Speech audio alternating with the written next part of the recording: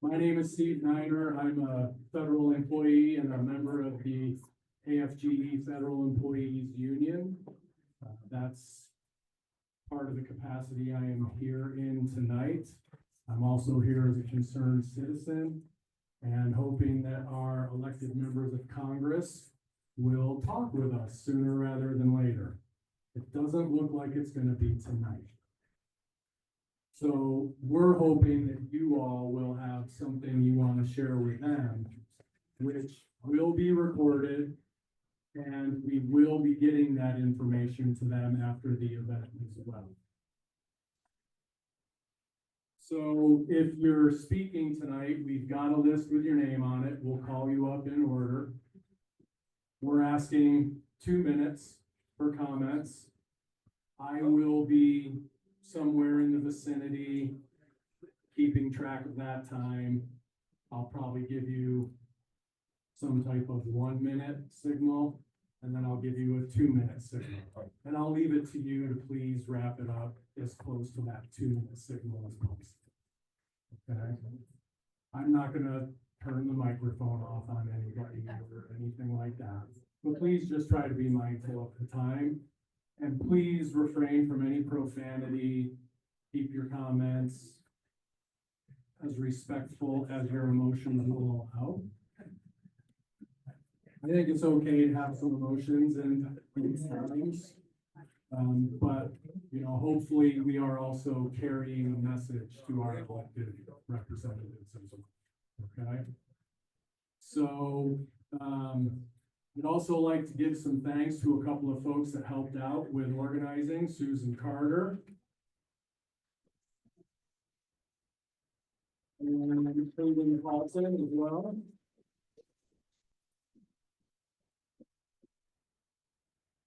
And unless either of you have anything else that you can think of, I think we're ready to go. Yes. Oh, I will say, unless Hayes.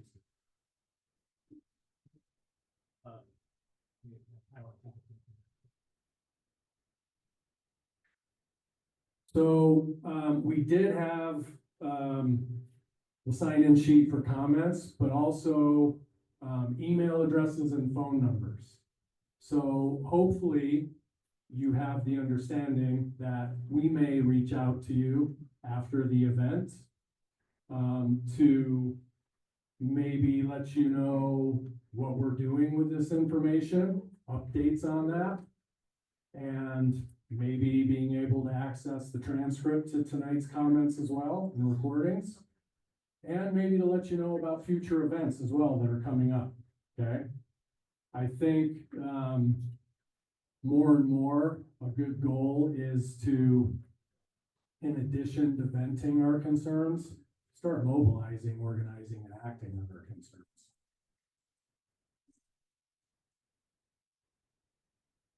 And so I'm not going to walk over there.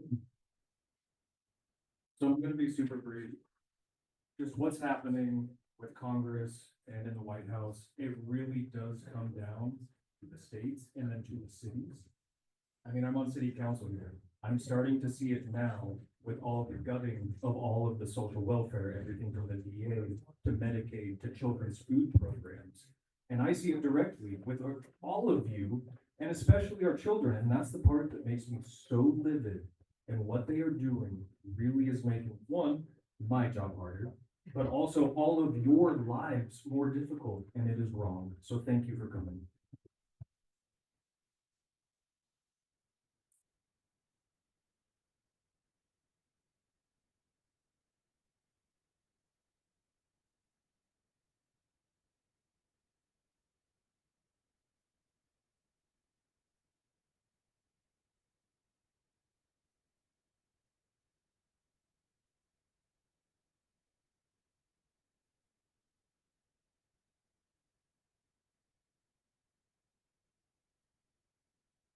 I apologize, I'll do my best with names. Our first commenter looks like Lori.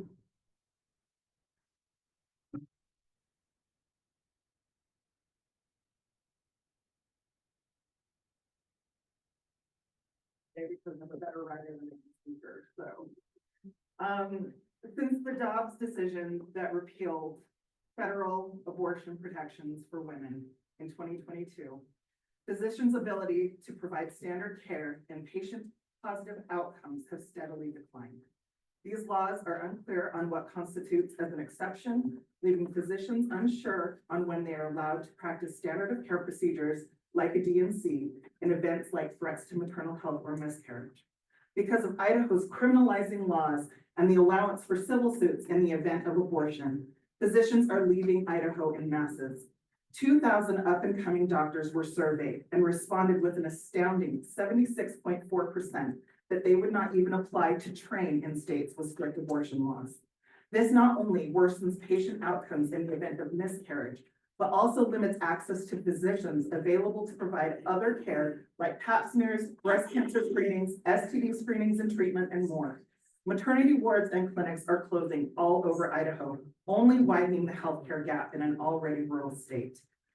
Maternal mortality is up 7% in the United States since the Dobbs decision and only climbing. Our vice president would have us believe that at least these laws are increasing birth rates, and that has to be good, right?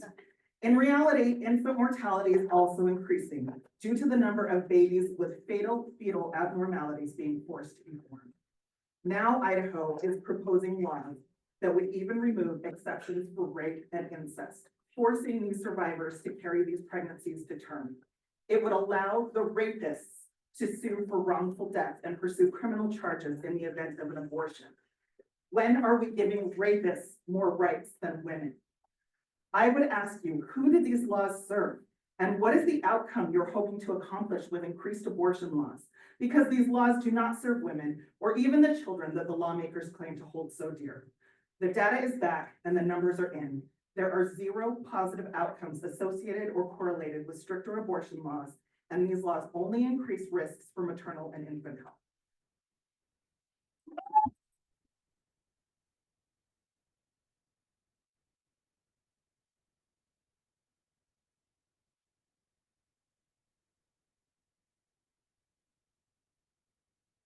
Stuff is Beverly.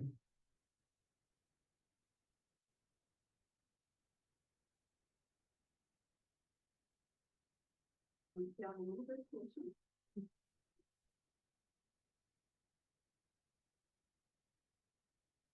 I'd like to speak on behalf of universities countrywide, realizing that Senator Risch, Representative Simpson, Senator Crapo are also members of our national body. This is from basically what they refer to as the dictator's playbook. And it's time that we start realizing what's happening to our university systems. I can only speak directly in terms of the impact that it will have on our community if this continues. All of you realize that recently the visas for graduate students, undergraduate students from foreign countries were canceled without regard. Just everybody, gets a notice one day that their visa is suddenly canceled, putting them in a state of being able to be picked up by ICE without any hearing or anything else. I have a graduate student that I worked with very closely when she was here at ISU from Zimbabwe. And we talked recently and she said, if this continues, no graduate students or undergraduate students from other countries will ever come to America. We were told it was safe to come there. Yeah. And she told me some of the conditions in her country under Mugabe. And what had happened, it wasn't safe for her to get an education under Mugabe. So she looked elsewhere.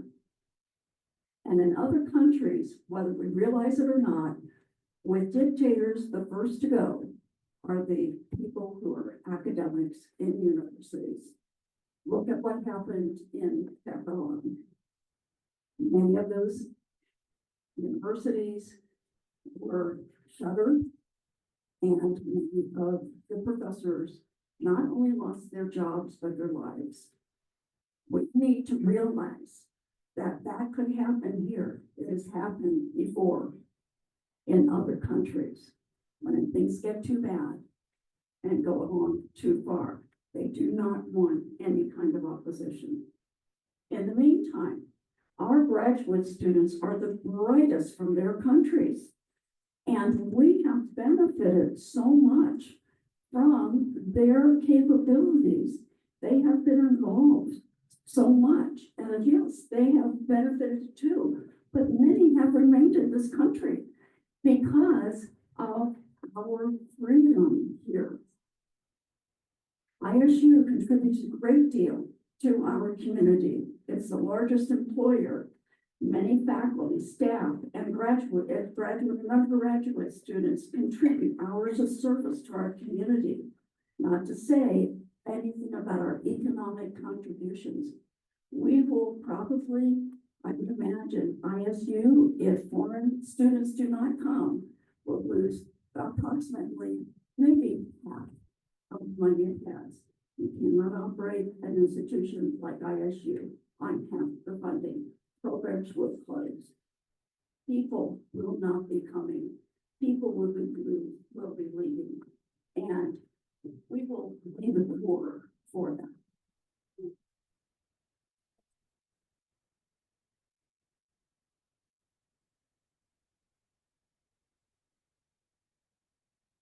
Next we have Ms. Hensley. Sorry, I couldn't quite read your first name. Come on up.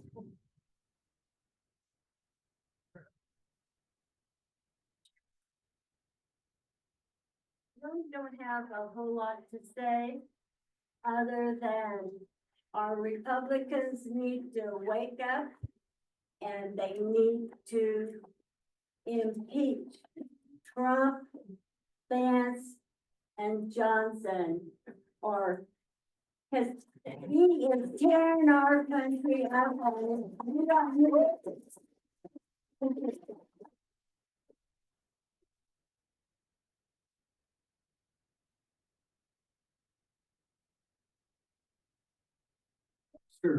Dexter?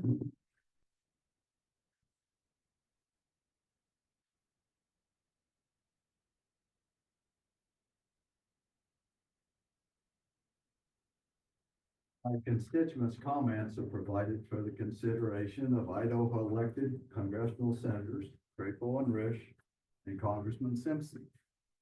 They reflect my personal thoughts, defining what I want of each of them, my personal representatives in the halls of Congress. They have been elected for that role, sometimes with my vote, sometimes without it. I'm an old school moderate voter constituent. A longtime Republican columnist for the New York Times, David Brooks, published a piece last week that captured some of my wants of you and your legislative roles of Congress very nicely.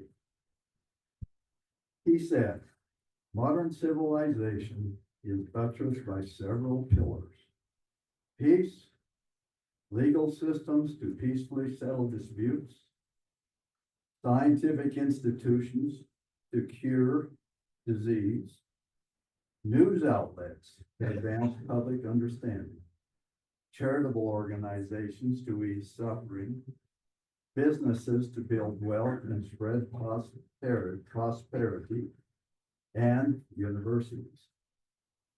My expectations of you, this is addressed to these people, is to provide and maintain these pillars of my country, the United States of America. One nation under God. Remember the golden rule, treat your neighbor as yourself. Indivisible. Remember, divided we faith, with liberty and justice for all.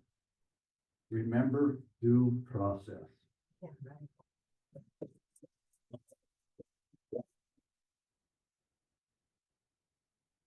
To protect those pillars, you and I must remember we are extremely diverse in life experiences, education and economic situations, age and health.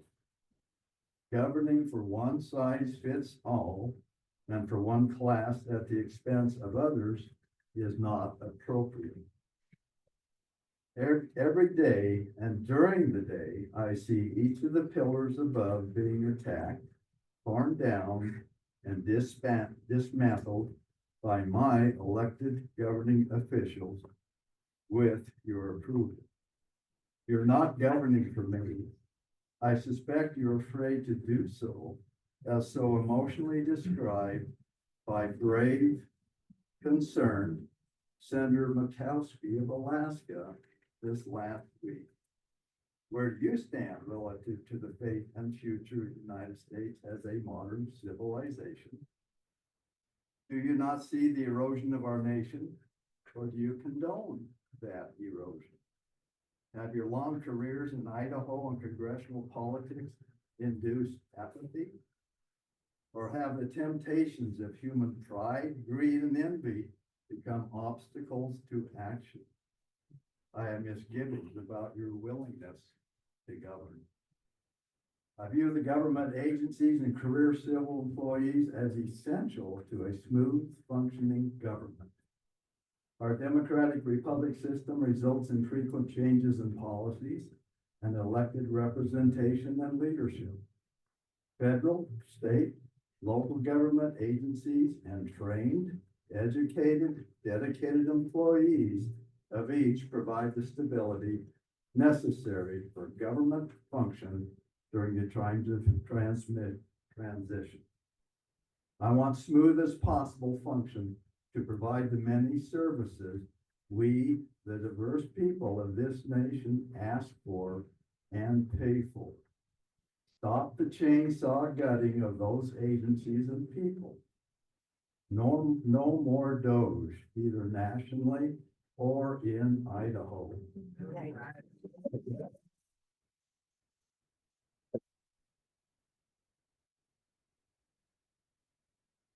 Stop fooling us about waste and corruption in government service agencies. Stop fooling us about a functioning government funded without taxes or fees. No revenue means no services. We are Idaho, neighbors with our friends in Canada. We are not Texas. I value federal and state administered public lands and access to it.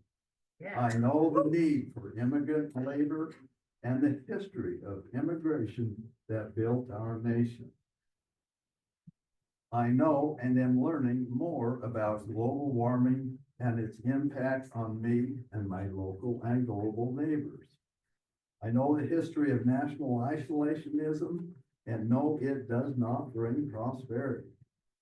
I know making enemies of friends is never a good idea. I value my God-given gifts of free will, intellect, and choice. Let me choose what I read. Let me make choices of friends and family. Let me and others have assurances of due process, even if accused of poor choice. Let me have choice and involvement in my government. My request to you, Senator Risch, Representative Simpson, Senator Crapo, please govern wisely. Governing and leading are not exclusive of one another. Govern with honesty, integrity, and respect for the rule of law. Protect the pillars of the United States of America. Protect and lead common sense, not folly. Work for liberty and justice for all.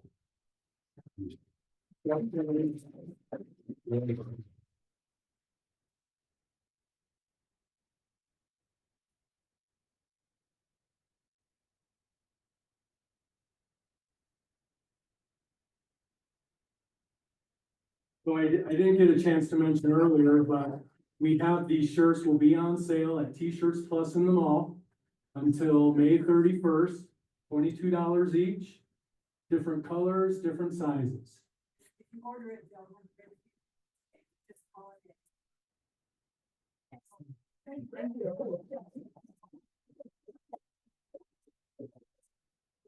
Now let's go to comment. Okay, next we have Jim. Pass. Okay, Mark Gunning.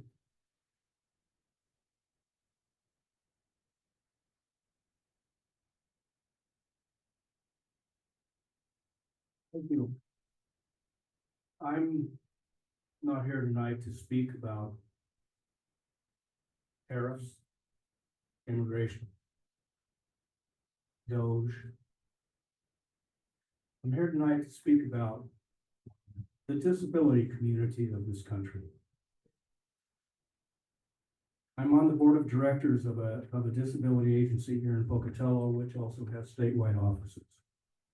And I've been involved with disability agencies for the past 15 years. I'm scared. I am scared about what's happening to defund these agencies that help so many people. I don't know how many of you have a relative or a friend with a disability, with a debilitating disability. Many people need in-home care to survive. Many people need to feel like they can live independently to survive. Many people need food. Children need special ed services in our schools. Ladies and gentlemen, that's all being defunded. All of it.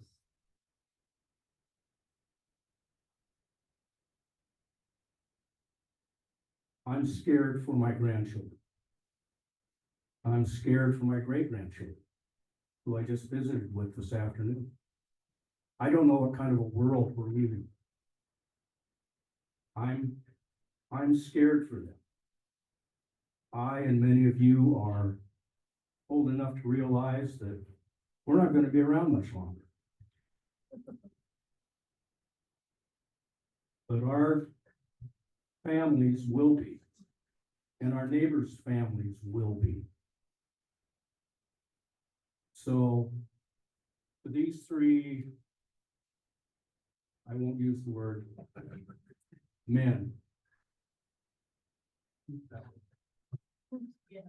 I can tell you that it's probably, I have been contacting this man for 2 years. No responses.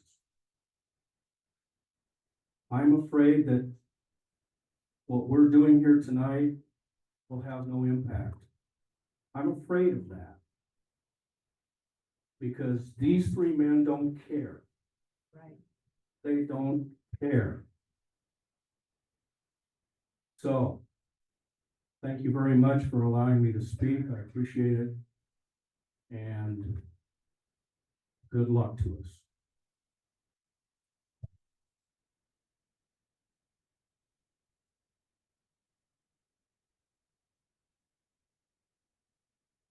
James, Valley? I thought I was just chiming in.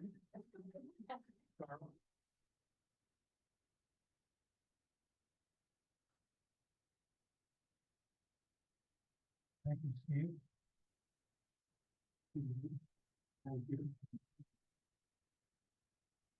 My name is Carl Anderson. I was born in Minnesota. Served in the U.S. Army, graduated from college. About 5 minutes later, I moved to Idaho. And I've lived here for 50 years, 35 years in Pocatello. So I understand that kind of makes me like sort of a non-resident newcomer. But I want to say that I'm not happy with a lot of things that I see that are happening in our state and in our country, but I love Idaho. I love our country.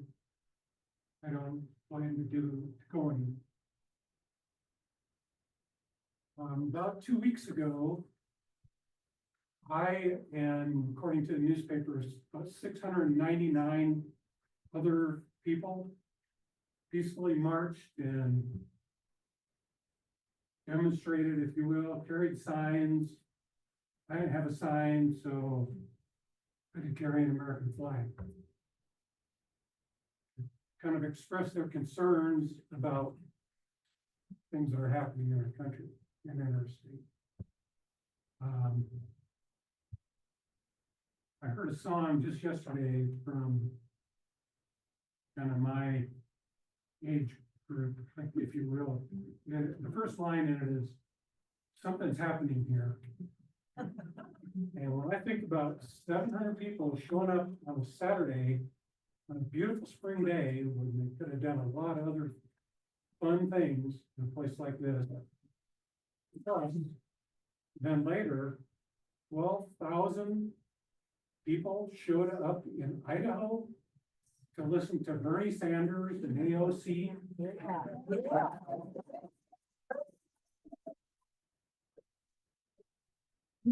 Something's going on. When a couple of months prior, a number of congressmen and senators in other states, not in Idaho, held some town hall meetings. They were kind of shocked, apparently, or surprised, if you will, about the reception that they got. Speaker of the House, Louisiana Congressman Mike Johnson, said he didn't have any evidence or have any reason how he knew this. He said that they were pretty much paid demonstrators. You will not get paid. So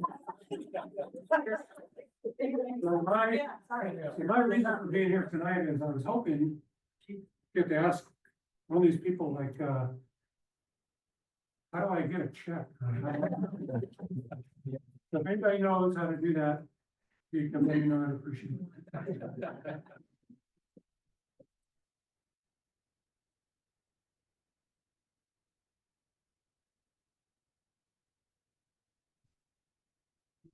Rick Larkin.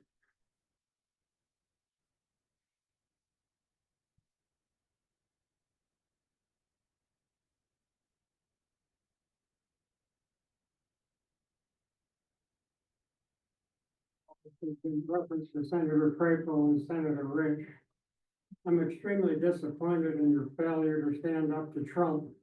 You simply vote yes for everything he wants. You both become prostitutes to the president.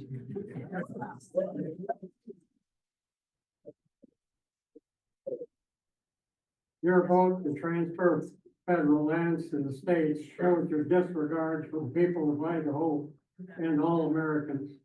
The Idaho Department of Lands does not have the funding or the staff to adequately manage the land they have now.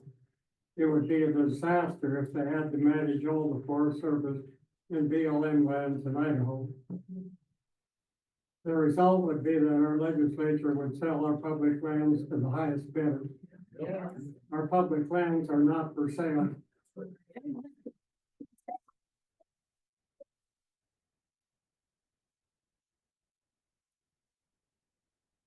Climate change is one of the greatest challenges in the world. You both have completely failed to address the issue and even lied about the cause. You both call yourselves conservative, yet the national debt has increased ninefold since Crapo went to Congress and tripled since Risch went to Congress. You talk the talk, but you don't walk the walk. It's time you both retire and let somebody run for the Senate that actually works for the people and the environment of Idaho.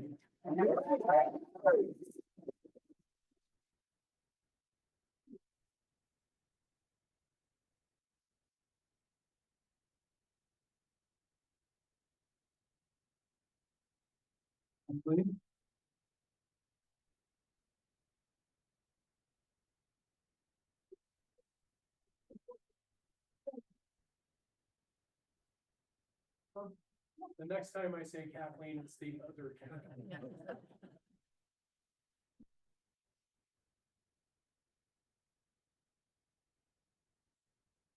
I started looking at what I wanted to say. I was frankly overwhelmed with the number of issues that concern concern me at this moment. And I really didn't know how to pare it down.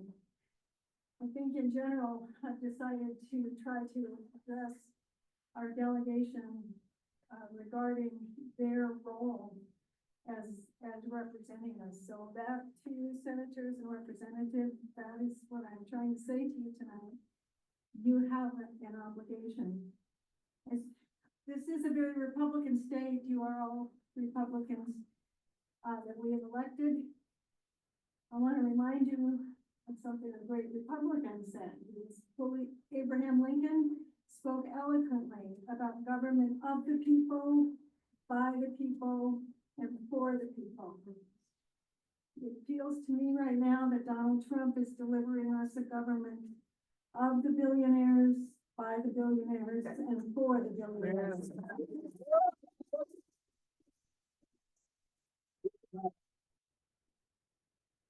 I'm very concerned about our role in the world. Republican Dwight Eisenhower led the Allied command against the Nazis in World War II before he became Republican president. Ronald Reagan oversaw much of the Cold War, defeating the Soviet Empire. And now Donald Trump seems intent on helping Vladimir Putin bring back the Soviet Empire. We should be pushing back against them. I love my country and the ideals that it stands for. And central among those ideals is a separation of powers and a system of checks and balances.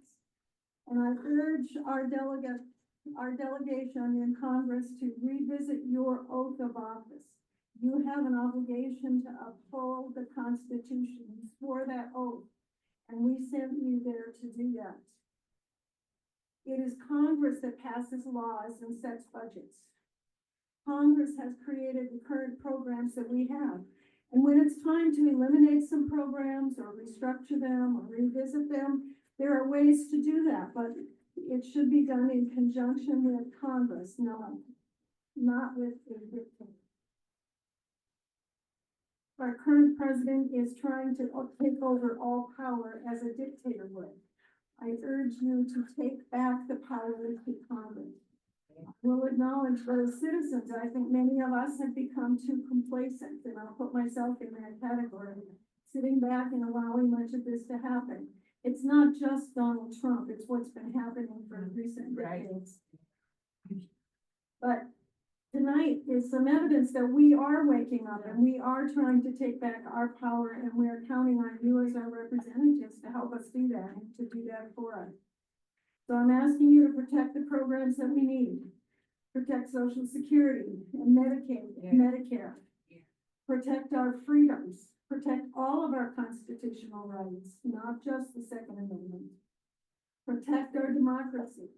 Protect the citizens and residents of Idaho. I want to see you push back against the overreach of this president. Stop the massive firings of federal employees. Stop the support of Vladimir Putin. Stop threatening to take over territories that don't belong to us.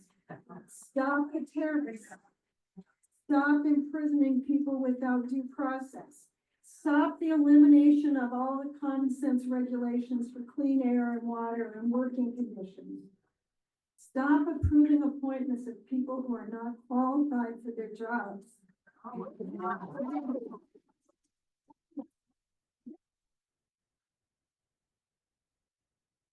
Stop slashing the budget, and please stop the chaos.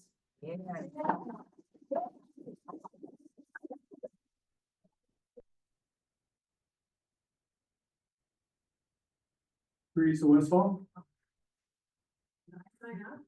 Yeah. I don't have anything prepared. I do have something to say. How did you prepare? But Kathleen was supposed to go. Kathleen. Yeah, I'm not happy with our representation in Washington, and particularly our senator and senators and House of Representatives. Mike Simpson. Sometimes I like Mike Simpson's position on environmental issues, but he's become completely silent. And they're just allowing this takeover of our country. And it's really, really disappointing, really disappointing.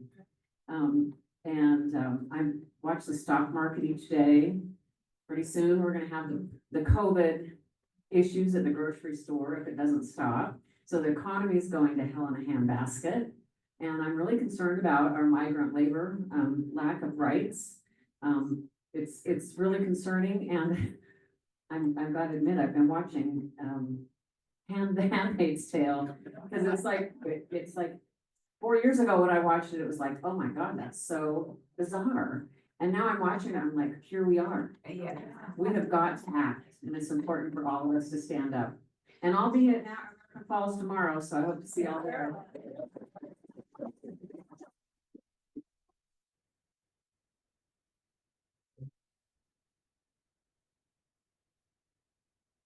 Okay, next up looks like Brian Holmes. Is it Holmes? No worries. Gonna be hard to follow Jim, but I'm gonna talk a little bit about social welfare programs and a couple that are near and dear to my heart. And this is for U.S. Senators Mike Crapo, Jim Risch, and U.S. Representative Mike Simpson. I'm here today to talk about an issue that has not received as much attention as other things that the current administration is doing. I'm speaking about how the cuts to federal grants are affecting some Idaho nonprofit organizations, many Idaho nonprofit organizations. Among many others, I'd like to mention a couple: Disability Rights Idaho and Idaho Food Bank. Disability Rights Idaho is a protection and advocacy agency for Idaho. All they do is provide services to people with mental and physical disabilities. For mentally and physically disabled, they provide free legal services, work to ensure access to voting and participation in the political process, as well as serve as advocates for disabled people in state hospitals and prisons. Currently, DRI is awaiting notice of many federal grants that are being held up. While they have received some money, but not knowing when or if they will receive thousands of dollars in grants that they have been receiving annually for years, that may mean an end to the services they provide. The other nonprofit near and dear to my heart is being negatively affected is the Idaho Food Bank. Cuts to the Emergency Food Assistance Program resulted in approximately $900,000 in canceled food orders placed by the Idaho Food Bank, as well as the Community Action Partnership, South Central Community Action, and Health and Community Action. I urge our Idaho Senators and representatives to work to release these funds and grants for DRI, the Idaho Food Bank, many other nonprofits such as Head Start, SNAP, that service the most vulnerable Idahoans and the people among us. Thank you.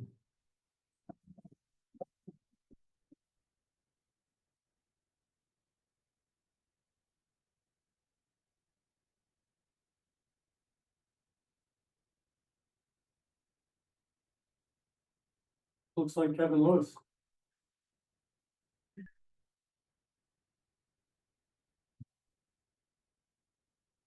So I don't have any prepared remarks either, so thank you for modeling a great way to do this. I just wanted to get up here. I'm from Pocatello. I was raised here. I'm fifth generation from this town. My dad worked in law enforcement my whole life. My mom's worked in childcare. And my mom still works in childcare. And talking to her, she works with Idaho Stars, and talking to her, she's working with kids across the state and daycare providers across the state, and just watching as these programs are being dismantled. You know, she doesn't know if she's gonna have a job in 6 months. And so this is affecting all of our lives in really, just tangible ways.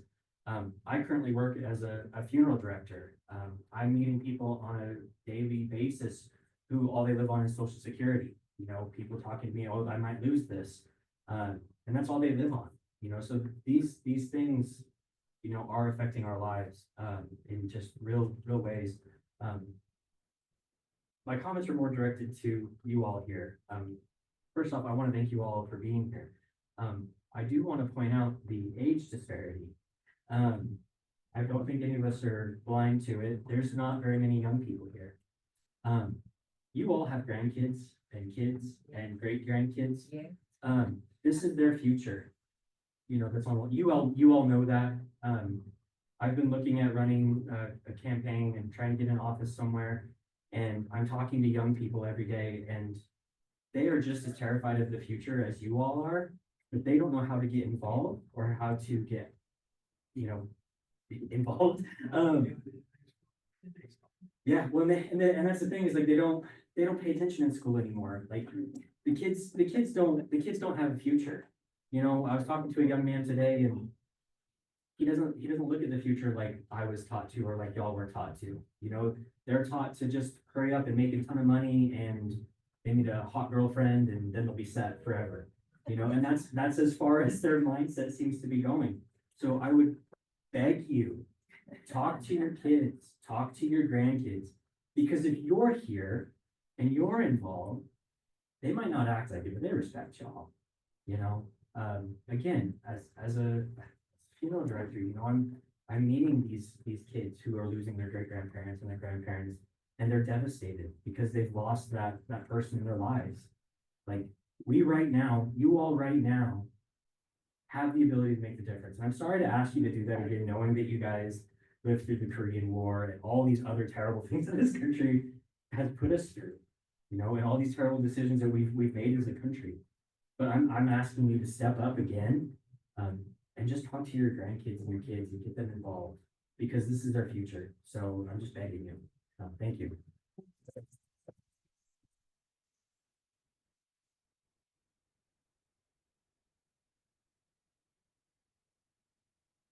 I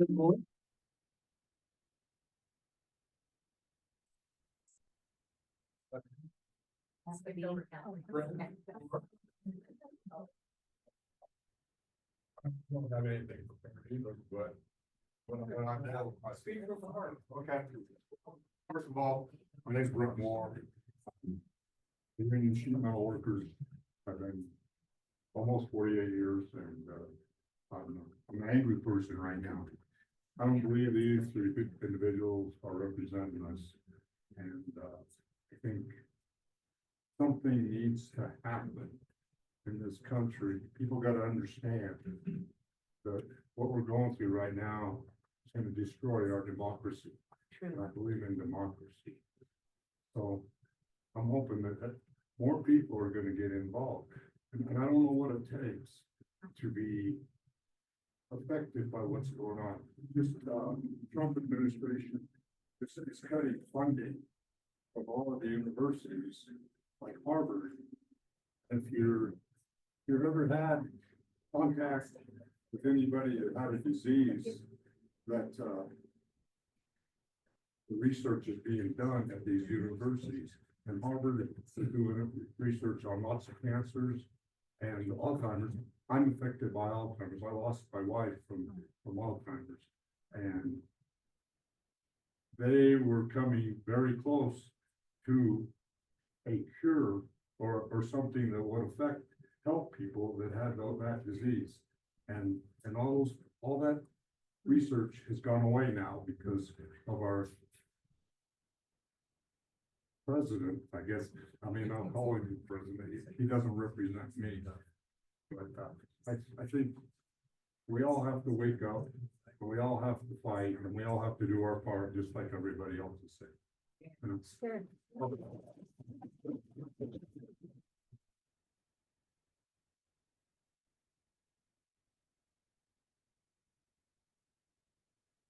Clark Silver.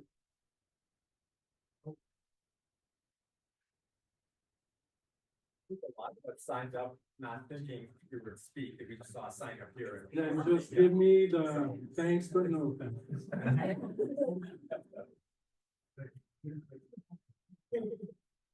If nothing else, you get to hear your name out loud. Would I be correct in assuming that we're gonna skip over Patty as well? Yeah. Okay. Elmer Martinez.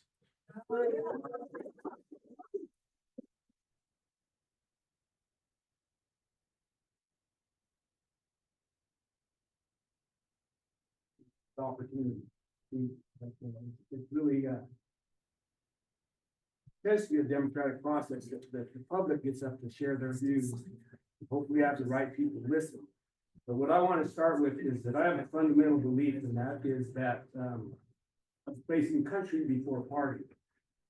And I hope I'm strong enough that I would say that even if I saw a dictator or an oligarchy arise from the left or the right, or from the center,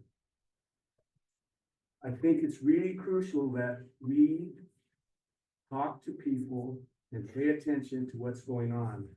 We are having either an oligarchy or a dictator that's going to rule this country unless we act up. I would hope our Congress would be that third stool they're supposed to be, and check on overreach by the executive, the president, or the judiciary that got too weak or was trying to get too much power and control, that they would be the check, and that check and balance system.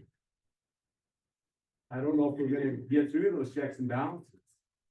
I've given up on the majority party in Congress to do that for us. So it falls on us, the citizens. And the only way we can really have an impact is if every one of us talks to people, not just the ones that are caring enough to show up here, but talk to the other people. I've helped organize a couple of rallies already. And we're gonna have another one on May 17th at Caldwell Park.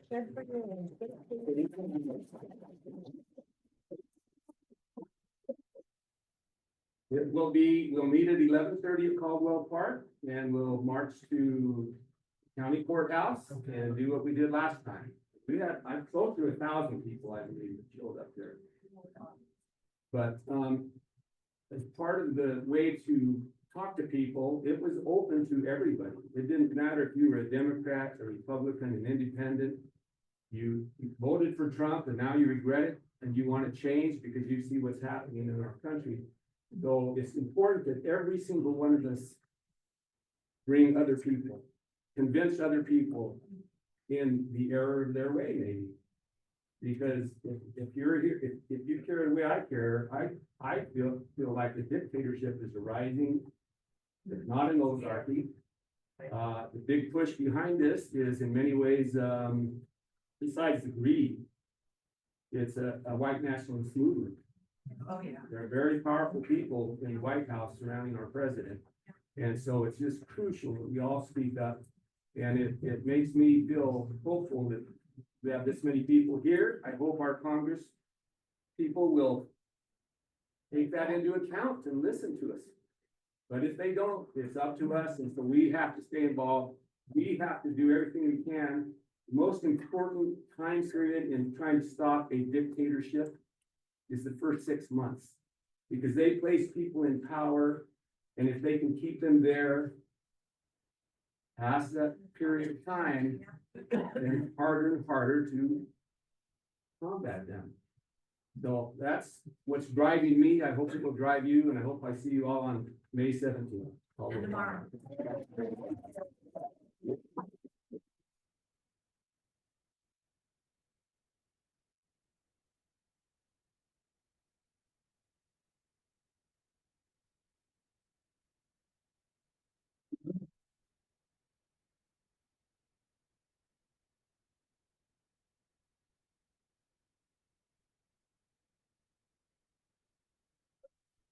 I'd like to thank Representative Simpson for standing up for public lands recently.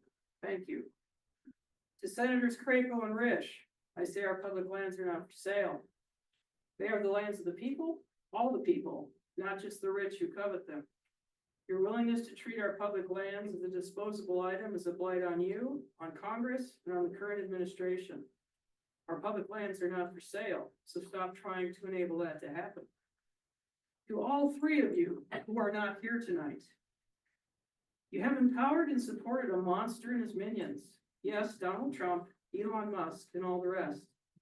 Their dismantling of our government systems has brought pain and suffering to thousands now unemployed, and eventually will to millions if this continues. You were elected to represent these people, which means to work for them, not harm them.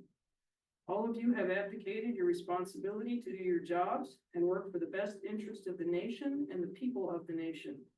You are not worthy of holding the offices you occupy. I am angry that you would allow a dictator wannabe to run roughshod over the American people, ignore the laws of the land, intentionally hurt this nation's citizens, and disrupt and destroy the government systems in place to help those in need, the poor, the sick, the homeless, the immigrant, the struggling, those subjected to natural disasters, the weak, the young, and the old, just so you can make 2 billionaires richer. It is well past time to do your job, and that is not blind allegiance to an unfit and incompetent man occupying the office of president. I will list specific item after item of unjust, illegal, and intentionally hurtful actions you have supported through your silence. Your lack of action, your blind loyalty to a party over the people who elected you and the nation you govern. But there is no need, as you already know what those are. What I need you to do now is your jobs. Listen to the people you represent, uphold the Constitution, the division of powers, and the laws of the land. Work for the good and improvement of the nation and its people, especially those who are most in need, and stop blindly supporting a dictator masquerading as president. Thank you.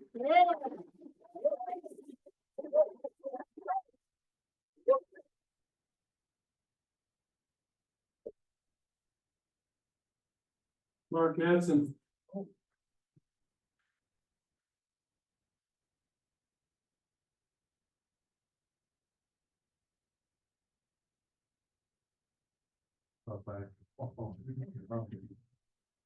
Mark Vance, I'm a retired Union fight veteran. And I'm really discouraged to see what's happened in our country lately. We've seen the Supreme Court pass Citizens United, give corporations and billionaires the chance to buy our representatives. And I don't know about you guys, but I've tried to contact these people numerous times and I get nothing back because they have nothing to say. You ask them a question, they can't answer it. Because what they're doing is screwing us all over.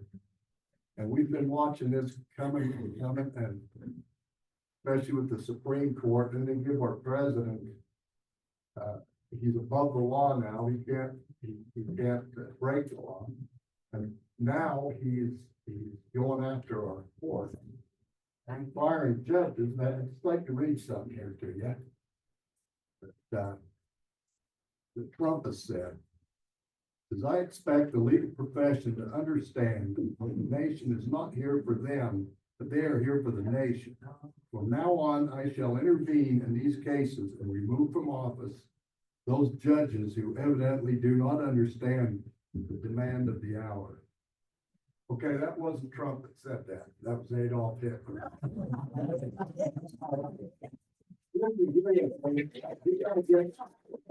These guys aren't gonna help us.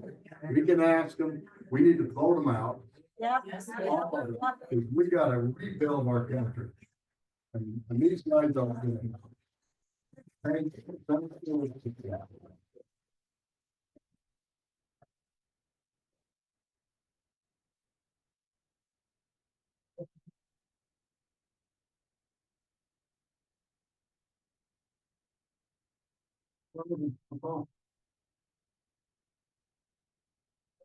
Marvin.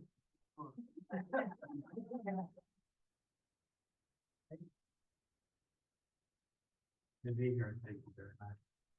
The United States of America is a great country. And it will remain great. As long as it is good. We're challenging that goodness right now. Yes. And we have to see to it that we remain good.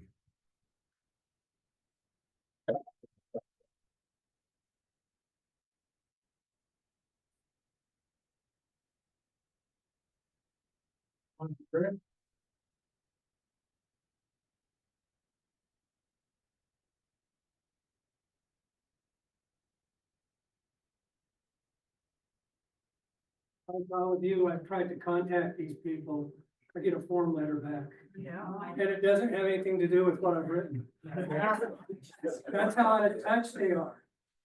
Now, I had a lot of things I wanted to say tonight. I had a list God's gonna bring. One of the things that I haven't heard addressed very much is the effect of the tariffs on, people with white hair or gray hair. Because what happens is we got opposite of inflation going on with our funds. They're toying with social security. They're toying with the idea that, our investments, which we were supposed to make, will go up, but they're going down rapidly. They're toying with the idea that our pensions will keep increasing when they're invested in the stock market. I read the other day that one of the big investors in the Trump campaign is pulling out because he said we've lost $4 trillion worth of wealth in the last few days. And it's all due to people meddling where they don't belong. I don't have any problem with appropriate control of immigration. I have a problem with an indiscriminate idea that everybody is bad, even US citizens. You know, he alluded to the fact that maybe by being here tonight and speaking against these three people who are supposed to represent us, we could be treasonous ourselves. He said he would be deporting American citizens. Now, he alluded to that because he feels unconstrained. I would venture to say we're here tonight because these three gentlemen, Risch, Simpson, Crapo, have failed to do their job since they went in.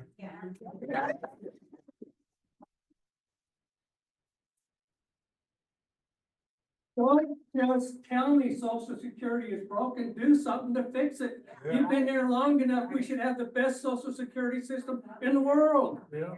They have enriched themselves by. Oh, yeah, well, Risch got there because he was a trial lawyer.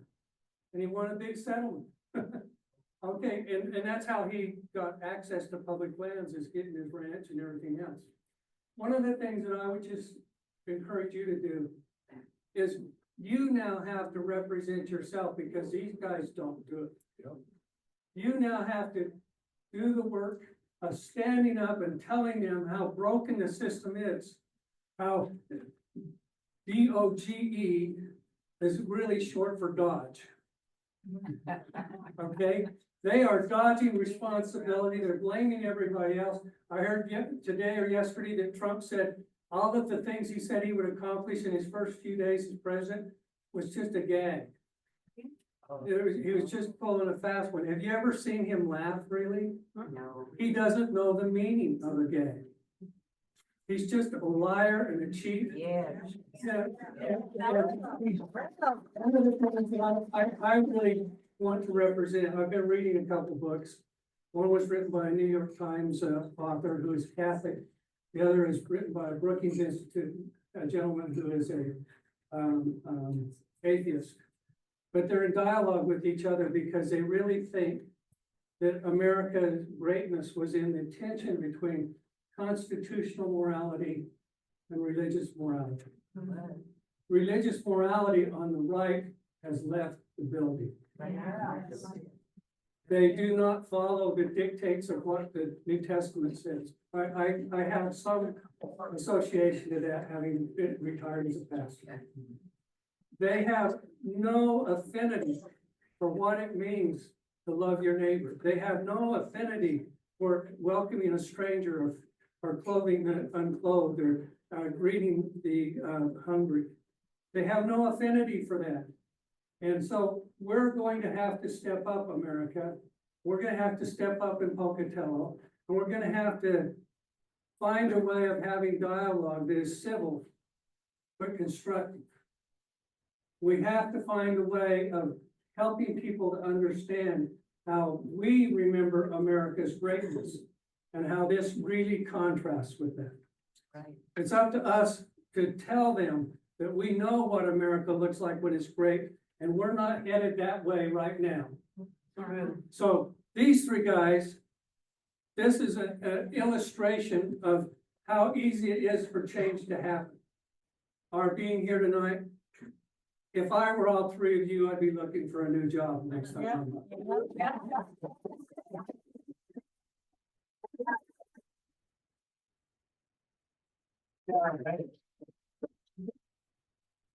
So we're about at the halfway point. Oh, wow. We're doing pretty good. Matter of fact, I think we're doing way better than good. Do we need a break? Stand up, get her done. Get her done.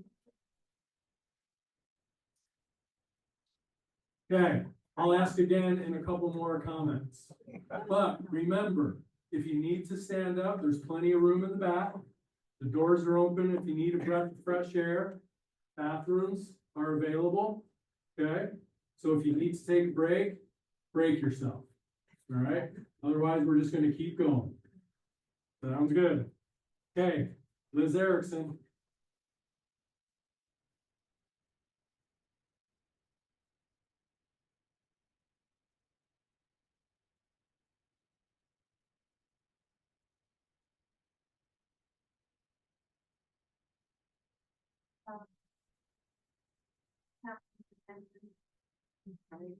Like Kathleen had mentioned, there's probably way too many things for me to mention. I chose to pick one thing to talk about, and that is Medicaid. I was recently told that, Medicaid Healthy Connections is being taken away, because it's being defunded. A lot of people are on Medicaid. It was, over 70 million Americans are on Medicaid. Over 900,000 of those are Idahoan, according to a 2019 statistic. The thing about Medicaid is its access to care, to their primary care to preventative programs. And, you know, I know a lot of people don't want to hear about morbidity and mortality, but when you prevent access to healthcare, the morbidity and mortality goes up. That's right. But I want to say something that my dad used to say too, was, they trip over a dollar to save a dime. And the thing is if you're gonna take away access to healthcare, people are gonna start going to the emergency room, and the emergency room and hospitalizations, because of increased morbidity, is a lot more expensive than just paying for Medicaid. So, that's my question is, how are they gonna mitigate increased costs? How are they gonna mitigate, increased morbidity and increased mortality in this state? Right.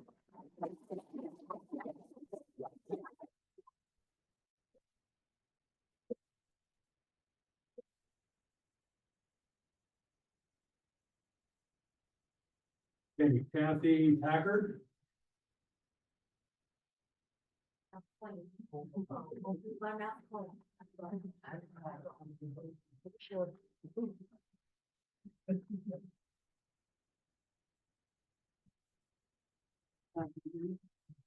think one of the chilliest times, I usually would never watch Trump when he was running, I would think.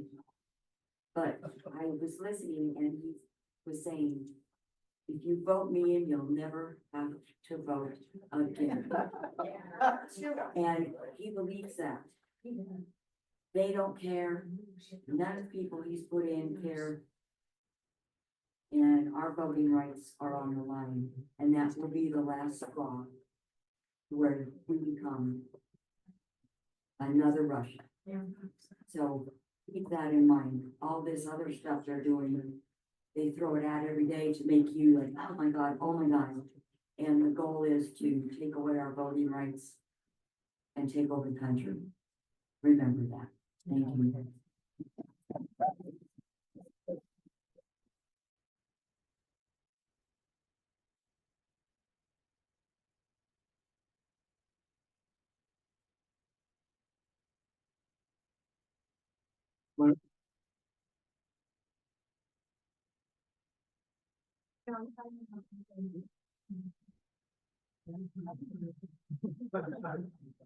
Yeah, I say it to everybody else. Let me remind everybody as well, we've got postcards up here. Yeah. So even if you're not making a comment here, and you might have something to say you wanna send via postcard, okay? We've also got contact phone numbers up on the screen, right? And I, like you, have gone these routes of communication, and I've gotten a lot of the same outcomes that I've heard tonight, okay? Do with it what you will, let your conscience be your guide. The information is there for you to use if you'd like. Stanley Lopez. Thank you, Steve. Yeah, well, name's Stanley Lopez. I was born in Denver, Colorado in 1958. I'm a fifth generation Colorado. First and foremost, I would like to give honors to our Gold Star mothers, the Gold Star fathers. Gold Star.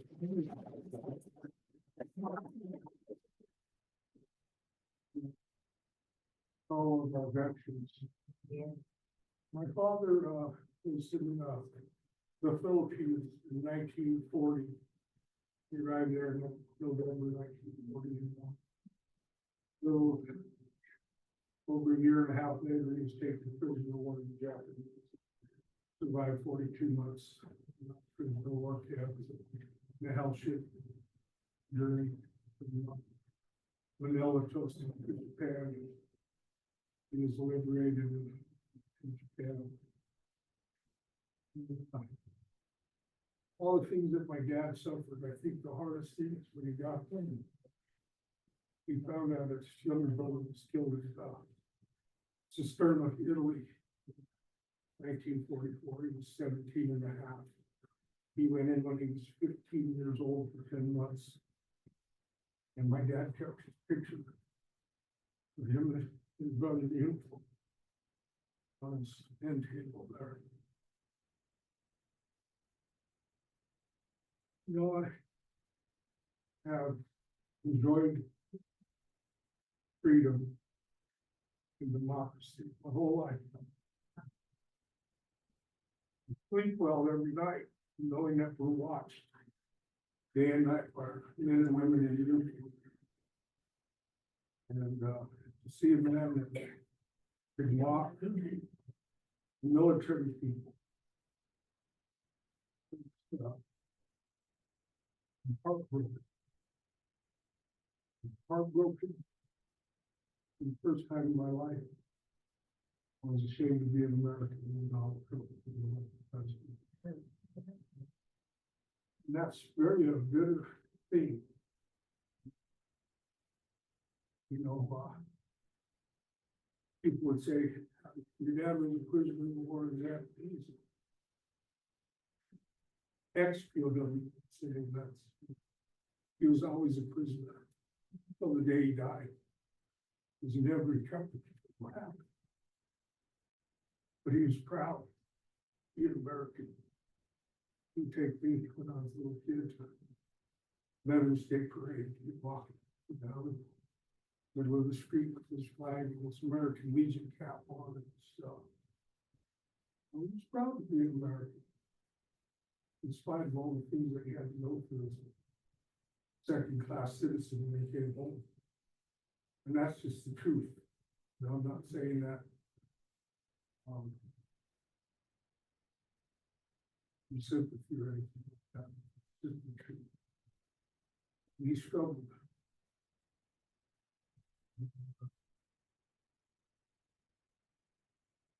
I myself, I got a 33-year-old daughter. She went with me to that protest downtown. I ran into my friend Steve. Thank you, Steve, for having this and for the people that helped you put this on, because I feel I have a duty and obligation to my dad and my family and all the veterans and the Gold Star mothers, things like that, you know. So a lot of big men and women sacrificed a lot so we can enjoy the freedoms that we have. You know, to see them tearing down the Veterans Administration and things like that, and taking benefits from the veterans. I got a great nephew. He just got back from Iraq last in December. He got back home. Kid's got blonde hair, blue eyes. He says, "Hey, Dad, put on a uniform." It says "Local." He's proud of that legacy. you know, all the veterans in here, related to veterans. I guess we have a bond too, you know what I mean? Dad was a praying man, my mom, all the things they taught me when I was little, back to save my life later. I developed an alcohol problem. I have a divine intervention. Pencil. 23 years. But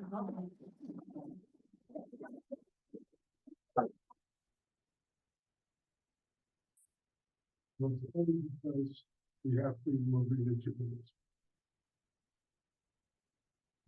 Saved my way out of that. And all these freedoms that we take for granted, not just being able to carry a gun, you know, more than that. More than that. But I just want to say, you know, what's good for my neighbors is good for me, and what's good for me is good for my neighbors.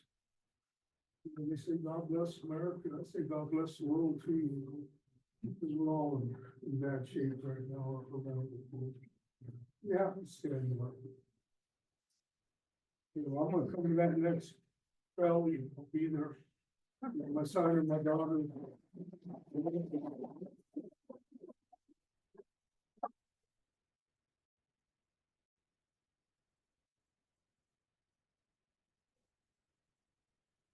Norm.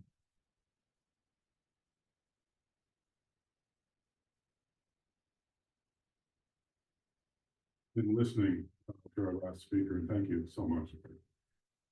It hits me how phenomenally blessed I have been to have been born an American citizen in the American century, a citizen of a country founded on the veterans, the services of so many people, established by our founding fathers on beliefs of fairness and equality. Not always perfected, certainly, but always striving to. I have been blessed by being an American in the American century, a post-World War time that gave us a long period of peace, despite the Vietnam War and those horrors as well. But we have all been the beneficiaries of a great nation. What I'm hearing here tonight is, I think, a sense that I'm feeling a threat and a sadness, even mourning, because we're seeing so many things being dismantled. And everyone has spoken so eloquently about social network, women's rights, individual freedoms, freedom of speech, use of Justice Department to be weaponized against political enemies. And I would ask our representatives, Senator Crapo, Representative Simpson, Senator Risch, being a senator or being a representative should be, has been a great and glorious thing. You take a solemn oath to the Constitution. You represent your constituents and the American ideal. And I guess my question is, please, sirs, look into your souls, or in the absence thereof, look in the mirror and ask yourself, is there some point, is there a bottom? Is there a place where at some point you will stand up and actually serve the oath that you so solemnly swore? Most of you many times.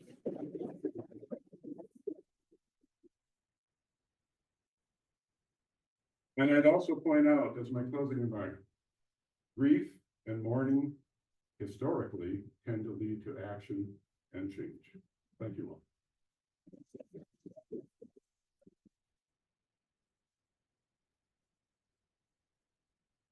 Thanks, Stevens. Oh, Thank you. Oh, it's so good to be here with, some are Republican, some are independent, some are Democrat, but we're all together. That is so great. And by coming together, it gives us power and it gives us strength to feel like our words are going to be heard. But what I wanted to really say is, Senator Risch, shame on you. Senator Crapo, shame on you.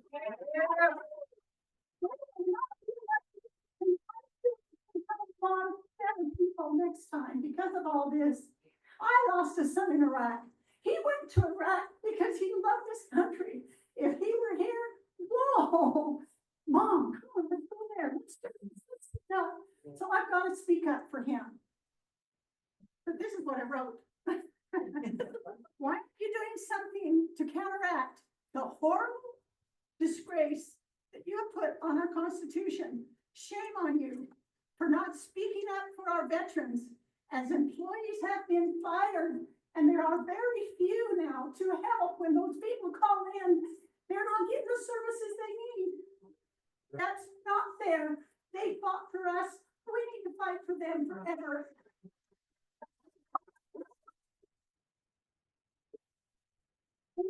On you for not standing behind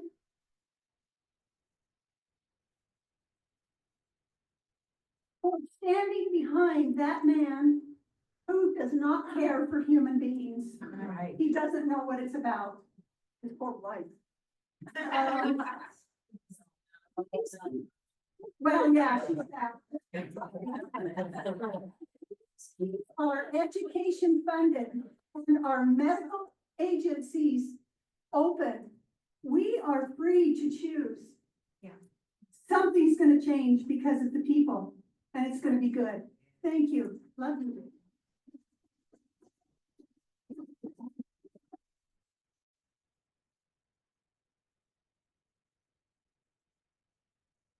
Stevens?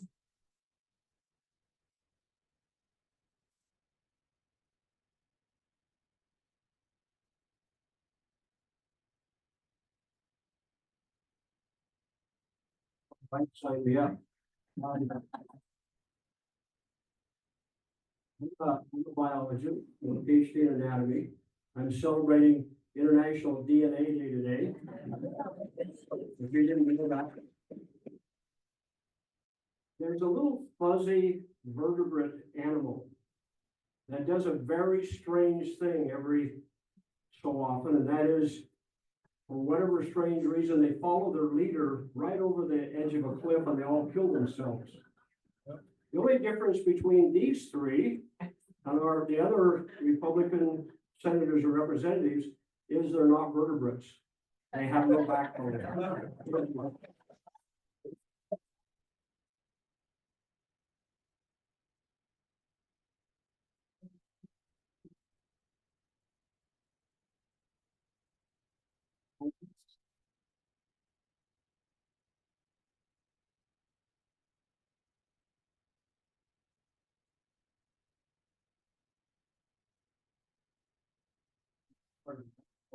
Good for a living. Anyway, friends, thanks for being here. We have a lot of common interests. Yeah. And I got some stuff written down. I think I can say talk fast, get it done in 2 minutes. Actually, I am an independent. I'm also a rhino. Actually, I'm not a rhino. I'm a registered Republican, and these guys are rhinos. They went into the business to serve, but gradually with more and more power, you know, some of them with more and more money, but not all of them. They mean to be good folks, but they feel the alternative is worse than they are. It isn't. Okay, but guys, I apologize for attacking you when you're not here. Anyway, I actually hope that tonight we aren't totally one-sided on these various issues. If we are, then we'll be sending a strong message to these empty chairs. But we'll have missed an opportunity to listen. Okay? To listen to our opponents here and to learn why they believe as they do. And just maybe be somewhat convincing to them about our own stances. You know, listening, it's so important. It doesn't require agreeing, but listening is important. When you're arguing with an opponent, you shouldn't just call them a moron and then walk away. Okay? We should hear them out and then present our own case. Sure, they are cherry picking their facts, but after all, don't we often do the same? We know that Fox News and MSNBC both cherry pick facts to support their biases. And that's why I believe we should listen to both of them. You just listen to one of them, how can you argue? You know, you haven't heard perhaps some intelligence from the other side. Okay, I'm almost done. Give me a microphone, 3 hours later, I'll sit down.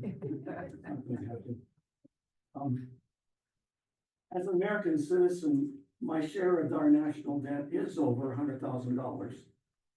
And if I include my wife, my kids, and my kids' families, I'm in over $1 million. I'd sure prefer to be debt-free when I croak sometime in the next 20 years. But, to use a rather gruesome cliche, let's not throw out the baby with the bathwater. So, how should tough decisions be made by the powers that be? Well, this may sound pretty hypocritical coming from me, but my answer is simply WWJD. Yeah. That's not a radio station somewhere back east. That's what would Jesus do when he confronts these difficult issues and sees people. Well, you know where to read, find out more about this guy if you haven't read any book. I'm not trying to convert anybody. I've got my own set of problems in that regard. Okay. But what would Jesus do in looking at the immigration and so many of these other issues? Okay, granted, you know, render to Caesar that what is Caesar, blah, blah, blah, blah, blah. But I think he would also say, well, again, read it, you know where to find it. Okay, thank you.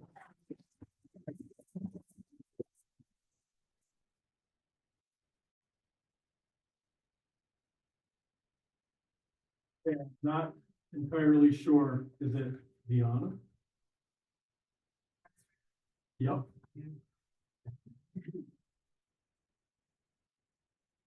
You guys have said it so much better, and I didn't even wanna that, but I'm gonna get it up, but, I graduated from high school in Gooding High School and in Idaho, Gooding, and then I left the state and we just barely moved back here from DC, and I thought I didn't have any people in the whole state. Anyway, and if on that very, very off chance that they actually listen to this, I wanna say this, that Twitter is 75% of the people on Twitter are 34 years and younger. And it leans right because of course Musk owns it. And those people got Trump elected, and probably you too. But that's the most unloyal demographic in the entire world, okay? Because they're not like, you know, I was a conservative, you're a conservative and stuff, and he had to prove to me that he didn't believe in checks and balances, and he had to prove to me that he didn't believe he thought the executive power had too much. You don't have to prove that to these 34 and younger. And they voted him in. And now they're watching China put a 34%, that was the first tariff, the 34% first tariff, because he has 34 the humor of China is like hilarious. If these Trump people, these Trump kids, they've seen, you know, you've seen those memes and those little videos that he's put out of an obese Trump and an obese Musk, and they're trying to pick oranges and they're trying to make that. If you haven't seen them, you have to look it up. These 34 years and younger, they're gonna vote you out because they're not loyal, because Musk will not be able to keep right-leaning and pushing that kind of stuff.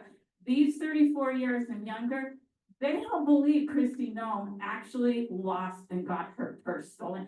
Nobody puts that kind of expensive purse on the floor in a dirty restaurant. That is a total bogus life. These 34 kids, these under 34, they look at Pete Hegseth and goes, what the heck? And then when he wants to put a little salon in the Pentagon so he can get prettied up, I thought we didn't believe in gender affirming care. Like,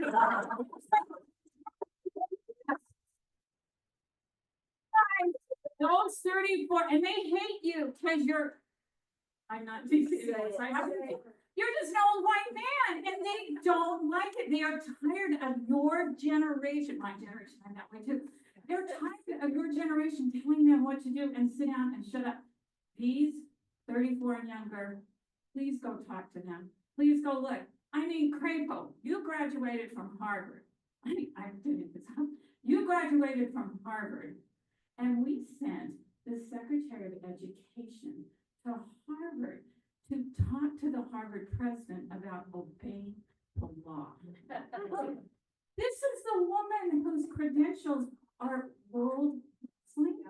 She doesn't know the difference between A1 sauce and artificial intelligence.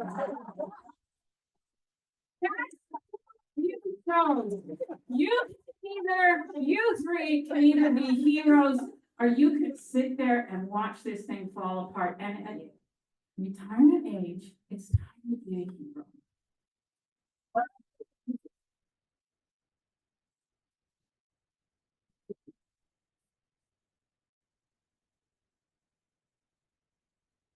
Okay, Rebecca, you get to go next.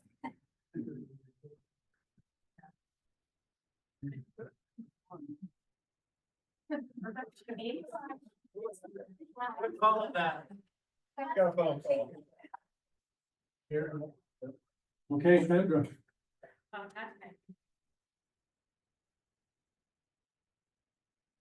Renee? Oh, that's the other.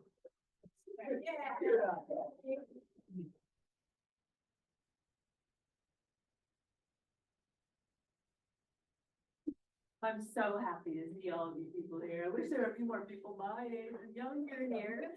But that's one of the things I want to talk about just a little bit. I'm an instructor at Idaho State University, so I work with young people all the time. And I think that really I know someone else said this earlier, that we have to start reaching out to young people more because it is their future that is being ruined. And I believe I would absolutely reiterate the things that people have said before. But I also would say that one of the main things that I see that is making these young people so just disinterested in the world is how much wealth inequality is making them feel like they're suffering and that they can never get ahead.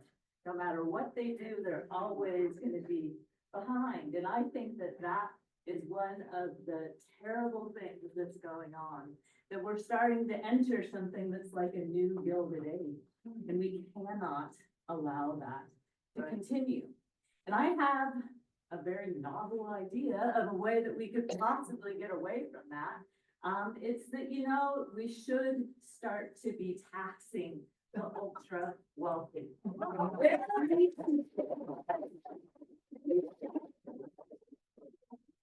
They don't need any more help. They don't need more help to buy another damn dot. What we need to do is to help young people be able to be educated if that's what they want. We need to help them to get housing. We need to help them build their future. So I believe that taxing the ultra rich is the way to help make Social Security be solvent, Medicare, Medicaid be solvent, and also a way that we can initiate new programs for young people to help them. So taxing the rich is the future.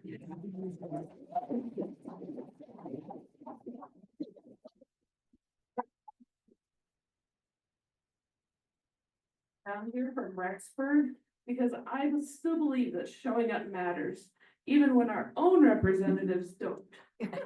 Senators Risch, Crapo, and Representative Simpson couldn't even bother to face the people they're supposed to serve. That is shameful.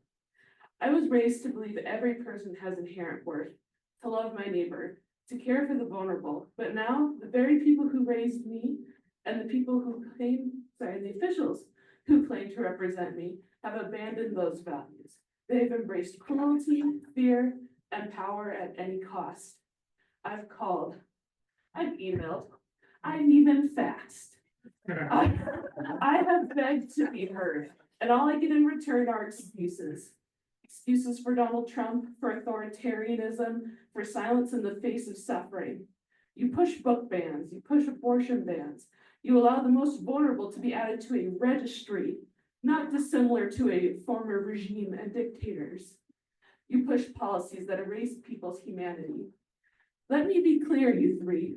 You swore an oath to uphold the Constitution, not to protect a man, not to serve a party, but to defend the rights and freedoms of the American people.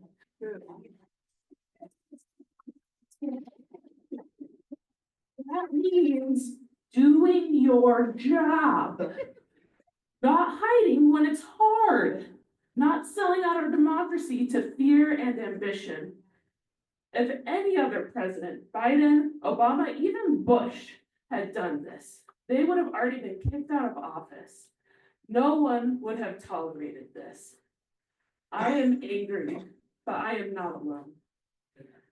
You taught us to care, but now you legislate hate. You told us to stand for what's right, so we are. And if you're too afraid to face us, then you don't deserve to represent us. Right. We are done being silent. We are done being polite. And we will remember exactly who showed up and who didn't.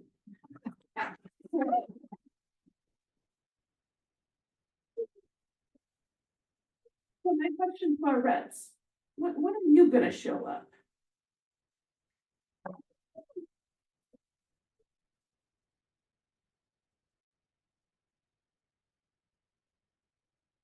Ian,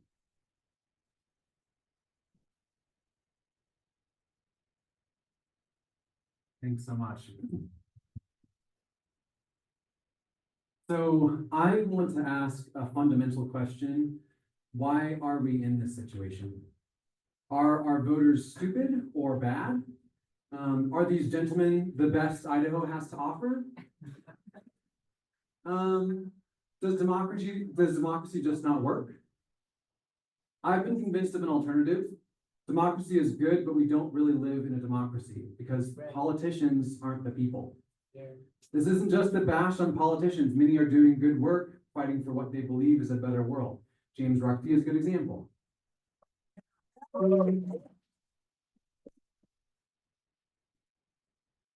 For many of us, Bernie is another. Bernie's plan is to have more regular people run for office and have us all crowdfund political campaigns. But should we try to outbid billionaires for control of our government or stop auctioning it off? How many of you can run? Who here thinks they can win and beat one of these guys for their congressional seat? Good luck. Why aren't one of the well-spoken, good people who spoke here tonight in their place? A lot of witty and very eloquent people. Why aren't they in those seats instead? The job of ruling over others attracts sociopaths, narcissists, and parasites. The truth is that elections systematically weed out most of the humble, the modest, working people, and caregivers. So how can we, the people, rule ourselves when there are so many of us and so many decisions to be made? It's called sortition or citizens' assemblies. When a cook needs to know what a soup tastes like or a scientist wants to understand a complex topic, we know they can get good information by taking samples. It's what we've used for our juries for centuries. It's how extremely Catholic Ireland legalized gay marriage and reasonable abortion access within the last decade. And it's actually what ancient Athens used for their democracy too. I'm a volunteer for Assemble America, cool t-shirt. A new organization that has a concrete path to start using citizen assemblies in the United States. I have cards you can take and I'll stay around after if anyone wants to ask any questions. I'm interested in any plan that is gonna put we the people in charge of our own government. And this is currently what I think is our best shot. And I'd be very interested to hear other people's ideas and try to concretely work on taking back our government. Thank you so much.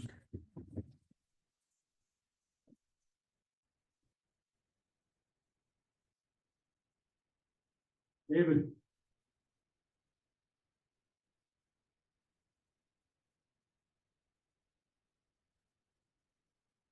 We're doing great, folks. We're down to about 3. And I promise I'll be fast. Famous last words from a politician. I'm David Rose, and I feel like I'm the interloper tonight because though I do not live in Pocatello, I did live in Bannock County for about 10 years. I live in Idaho Falls. I'm here tonight because I think it's great what we're all doing here. We're all coming out and taking back what's been taken from us. And it's kind of funny as he's calling out the names, I think back to when I was little, I spent a lot of time with my grandma. Her favorite show was The Price is Right, and they're calling out the names. And I was thinking back there about what I was gonna say, because I never prepared anything to say, because I'm a horrible politician. This is the price of rights. This is what we have to do in order to take back. My good friend, Dr. Adler, he's been talking almost nonstop about what's happening. And he's like, you know what? When Congress fails, Congress, Senate failing, when the judiciary fails, and apparently, as we learned today, if we don't like what the judges have to say, we'll simply arrest them. I don't see how that's supposed to fly, but that's what we're doing. It's up to the citizens to take back. And we have to stand up and say, enough is enough. We're gonna fight, we're gonna protest. It is so awesome to see all the rallies and the protests. The only downside is it makes it impossible to plan an event because there's always something going on. I'm gonna put a little plug in here, May 17th, Martin O'Malley, former governor of Maryland and commissioner of Social Security under President Biden, will be in Idaho Falls. And I've decided that I'm dragging him down here to Pocatello, but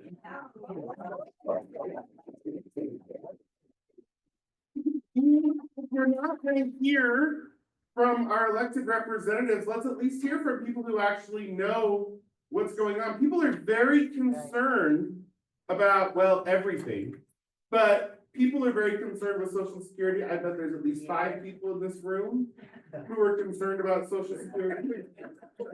And so let's hear it right from the horse's mouth. And you know what? We are seeing more and more as people are getting excited and energized and, well, angry. We're seeing more and more people coming out for these events, these protests. There was 12,500 people in the arena in Nampa a week or so ago. I had decided I wasn't even gonna go because I'm like, I'm gonna be a face in the crowd, and then I got a call that said, no, you have to come. So we went, because that's what we have to do, we have to show up. Yeah. And then when we show up, it makes other people feel like they can show up. Who was the person who said, I didn't know there was anyone like me here? Well, guess what? I knock on a lot of doors. I talk to a lot of people. That is very calming. But there is far more of us here. Now, I wanted to disclose by sharing a little anecdote for my elected representatives, I guess is what we call them. So in order to represent, you have to show up. But unlike most of you in here, I actually did have an opportunity for a hour or so discussion with Senator Crapo. It did happen to be broadcast on television in 2022. But one comment that he made that really stuck with me is he's like, you know what? People in Idaho are mad. People in Idaho are angry. They don't like the way things are happening in their state. Well, I have to ask you, and Senator Rucky over here, wherever he went, can probably attest to this. You don't like the way things are going in this state? You've only got one group of people to blame, because one group of people has run it for the past 40 years. So I guess my question to you is, you know that we're upset, you know that we're angry, you know that we are protesting and rallying, and you keep saying it's gonna die down, but it's not. We're not gonna stop. So when are you going to do something about it? Thank you.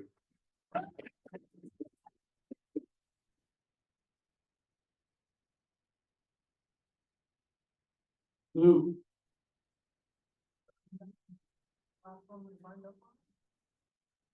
I've got Lou and then Roberta. I just signed up because I wanted to be on the. Don't feel like again. But I want to say. You're up, yeah, girl, that's what we went for. I saw a couple of faces here tonight that I really respect and appreciate, and I want to say too, thank you for all of us for showing up. And I want to say too, thank you. Where the hell are you? Yeah, you guys, I just gotta go. That's all I gotta say.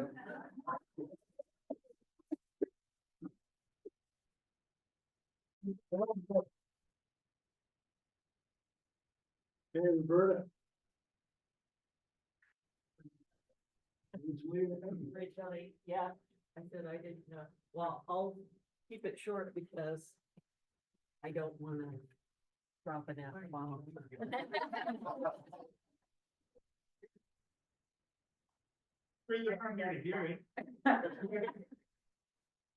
Well, all these guys seem to, all they say whenever you tell them about what you're worried about your rights, about, government, that our democracy being destroyed, it's like, oh, well, we have to give Donald Trump a chance to get the stuff he wants done. I think it's very obvious what he wants done. And the only thing that they care about, that they want to talk about, is getting their tax cut renewed. That's the only thing, that's the most important thing to them. Not fighting for democracy, not getting anything for us. That's right. It's their tax cut. So what are you gonna do? Anyway.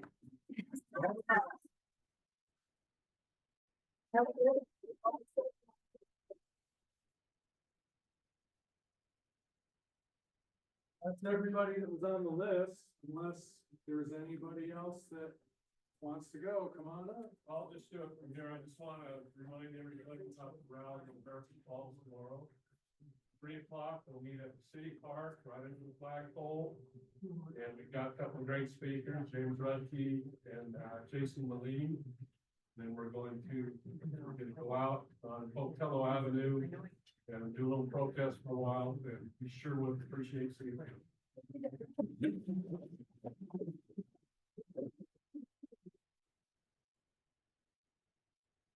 Any other comments? Thank you.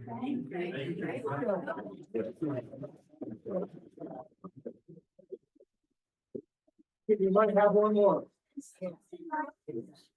On that, and that is, this has been a wonderful evening. I have been so impressed with things that have been said. The diversity, the similarity, the whole work. To me, I have been left with a feeling of family. I think we can do a lot. Even though sometimes we not get along very well, we can do the good stuff. And I'm anxious to find out what we're going to be doing.